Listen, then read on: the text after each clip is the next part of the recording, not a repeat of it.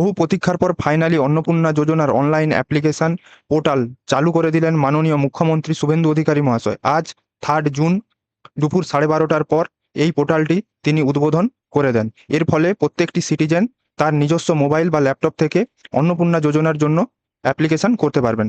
চলুন দেখে নেই কিভাবে আপনি আপনার মোবাইল বা ল্যাপটপ থেকে অনলাইন অ্যাপ্লিকেশন শুরু করবেন। কোন সেই ওয়েবসাইট?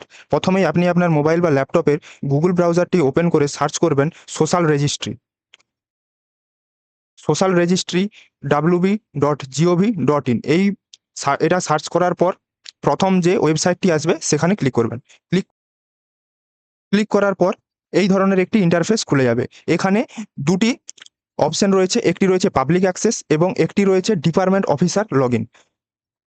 প্রথম অপশনটি শুধুমাত্র সিটিজেনদের জন্য। এইখানে অ্যাক্সেস সিটিজেন পোর্টালে ক্লিক করে আপনারা আপনাদের মোবাইল ফোন থেকে অন্নপূর্ণা যোজনার জন্য অ্যাপ্লাই করতে পারবেন।